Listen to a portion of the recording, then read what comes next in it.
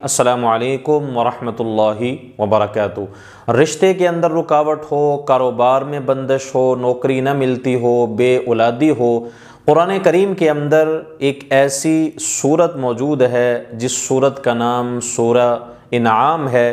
اس صورت کے اندر ایک ایسی آیت موجود ہے جس کے پڑھنے سے اللہ تعالیٰ تمام نیک مقاصد کو پورا فرماتے ہیں۔ یہ نبی علیہ الصلوۃ والسلام کا بتایا ہوا عمل ہے۔ میں آگے چل کے آپ کو یہ عمل بتاتا ہوں۔ سب سے پہلی چیز تو یہ ہے کہ انسان قرآن کریم کی جب تلاوت کرتا ہے، یہ کہیں سے بھی انسان پڑھ لے، اللہ سبحانہ و تعالیٰ اس کے پڑھنے سے انسان کی دعاؤں کو بھی قبول کرتے ہیں اور انسان کی دلی مرادوں کو بھی پورا کرتے ہیں۔ حدیث پاک کے اندر آتا ہے، ایک انسان دعا تو نہیں کرتا لیکن قرآن کریم پڑھتا ہے، اس کی تلاوت کرتا ہے، اس کو روزانہ اپنے گھر میں کھولتا ہے، اپنی دکان کے اندر بیٹھ کر کھولتا ہے، اللہ تعالیٰ اس بندے کو بن مانگے اس کے دل کے اندر جو بھی تمنا ہوگی، جو بھی خواہش ہوگی، آرزو ہوگی، نیک دعاؤں کو اللہ تعالیٰ پورا فرما دیں گے۔ یہ تو چھوٹی سی بات ہے۔ اگر انسان قرآن کریم کو کثرت کے ساتھ پڑھے اور اس کو اپنا معمول بنا لے، حتیٰ کہ اللہ تعالیٰ اس بندے کو اپنا دیدار بھی عطا فرما دیتے ہیں۔ حضرت امام احمد بن حنبل رحمۃ اللہ علیہ ایک دن کہنے لگے، یا اللہ اگر آپ کا دیدار کرنا ہو، آپ کی زیارت کرنی ہو تو کون سا عمل کروں؟ تو اللہ تعالیٰ نے فرمایا، اے میرے بندے تو قرآن کریم کی تلاوت کیا کر۔ یا اللہ کس طرح پڑھوں؟ سمجھ کے پڑھوں یا بغیر سمجھ کے پڑھوں؟ اللہ تعالیٰ فرماتے ہیں، اے میرے بندے سمجھ کے پڑھ تیری مرضی، بغیر سمجھ کے پڑھ تیری مرضی۔ کتاب میری ہے، کلام میرا ہے، پڑھنا تیرا کام ہوگا، اپنا دیدار عطا کر دینا میں خدا کا کام ہوگا۔ حضرت امام احمد بن حنبل رحمۃ اللہ علیہ کو 99 مرتبہ، ایک کم 100 مرتبہ اللہ نے اپنے جلووں کا دیدار کروایا ہے، لیکن یہ دیدار خواب کے اندر ہوا ہے۔ ویسے تو اللہ تعالیٰ کو نبی علیہ الصلوۃ والسلام کے علاوہ دنیا کے اندر اللہ کو کوئی نہیں دیکھ سکا۔ حضرت موسیٰ علیہ السلام نے ایک مرتبہ اصرار کیا تھا، بار بار اصرار کرتے رہے، ربی ارنی، یا اللہ تیرا دیدار کرنا چاہتا ہوں، تجھے دیکھنا چاہتا ہوں۔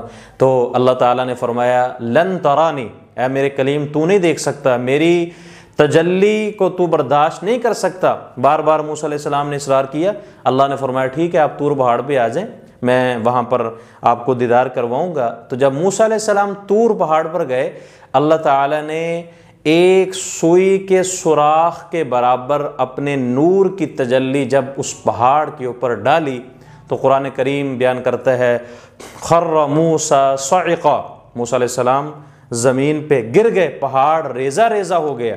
تو اللہ کی تجلی، اللہ کا دیدار، یہ دنیا کے اندر اگر کسی کو حاصل ہوا ہے تو وہ ہمارے پیارے آقا امام الانبیاء، خاتم الانبیاء، حضرت محمد الرسول اللہ صلی اللہ علیہ وسلم کی ذات مبارکہ ہے۔ تو میں عرض یہ کر رہا تھا، قرآن کریم کو اگر انسان پڑھتا ہے، اللہ تعالیٰ اس کی مرادوں کو پورا فرماتے ہیں۔ تو اب میں اس آیت مبارکہ کا پس منظر عرض کرتا ہوں اور پھر اس عمل کو کرنے کا طریقہ آپ کو بتاتا ہوں، یہ کس طرح یہ عمل کرنا ہے جس کے کرنے سے اگر آپ بے اولاد ہیں، اللہ آپ کو نیک صالح اولاد عطا فرمائیں گے۔ اگر آپ کو نوکری نہیں مل رہی، اللہ آپ کے جاب کے اندر، نوکری کے اندر آسانی پیدا فرمائیں گے۔ اگر رشتے کے اندر رکاوٹ ہے تو وہ رکاوٹ انشاءاللہ دور ہو جائے گی۔ یہ آیت مبارکہ جو ہے، یہ اس کا پس منظر حضرت سلمان فارسی رضی اللہ تعالی عنہ، آپ نے یہ رائے دی نبی علیہ الصلوۃ والسلام کو۔ یہ جو جگہ ہے، غزوہ خندق کے موقع پر یہ رائے دی تھی کہ آپ یہاں پر خندق کھودیں۔ اس وقت مدینہ منورہ کے اندر 5 مساجد جس جگہ پر ہے وہاں پر یہ خندق کھودی گئی تھی۔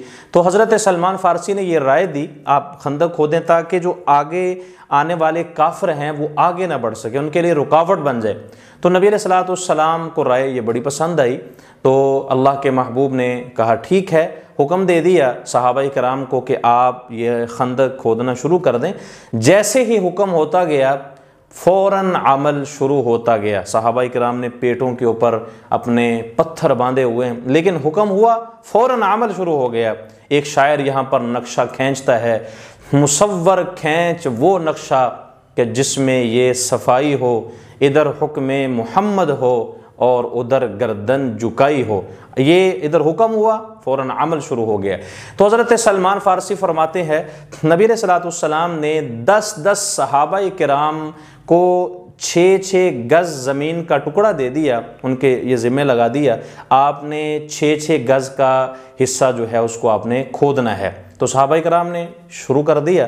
حضرت سلمان فارسی فرماتے ہیں جو میرے حصے کے اندر جو جگہ آئی، جب میں نے اس کو کھودنا شروع کیا تو میں نے کدال جب چلائی، کدال ماری تو آگے پتھر حائل ہو گیا۔ میں نے جب اس پتھر کے اوپر ماری تو پتھر ٹکڑے نہیں ہو رہا، پتھر ٹوٹ نہیں رہا، وہ رکاوٹ بن چکا ہے۔ تو میں بار میں نے کوشش کی لیکن وہ پتھر آگے سے ہٹ نہیں رہا۔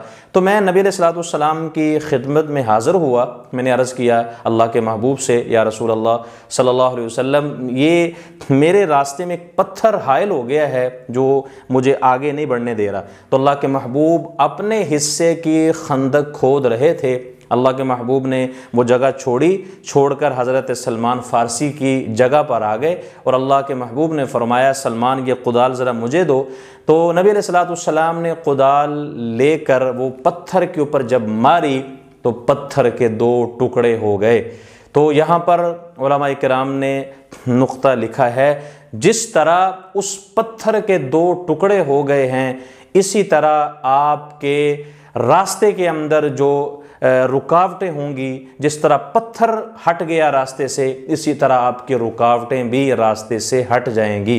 تو وہ آیت مبارکہ ہے جو آیت مبارکہ نبی علیہ الصلوۃ والسلام نے پڑھ کر اپنی کدال ماری اور پتھر ٹکڑے ہوا، وہ آیت مبارکہ سورہ انعام آیت نمبر 114 اور 115 نمبر آیت ہے۔ وَتَمَّتْ كَلِمَةُ رَبِّكَ صِدْقًا وَعَدْلًا لا مبدل لکلماتہ وہو السمیع العلیم۔ اس آیت مبارکہ کو 100 مرتبہ صبح کے وقت پڑھنا ہے اور 100 مرتبہ شام کے وقت پڑھنا ہے۔ پڑھ کر اپنے ہاتھوں کے اوپر پھونک مار کر پورے جسم کے اوپر ہاتھوں کو یہ مل لینا ہے۔ انشاءاللہ اللہ تعالی بہت جلد آپ کے دل کے اندر جو بھی آرزو ہوگی، نیک تمنا ہوگی، اللہ سبحانہ و تعالی اسے پورا فرما دیں گے۔